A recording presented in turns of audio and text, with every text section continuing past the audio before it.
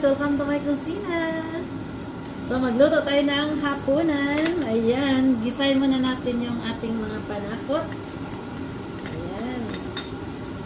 Ayan ako. So, gisa muna. Gisahin. Halo natin ang bula-bula. Ayan. Halo muna natin tong ating carrots. At saka yung ating atsal na pula. Then, mitos-mitos. Ayan, ihalo na natin tong ating broccoli. Then, at saka, imimix na natin ang ating wait muna.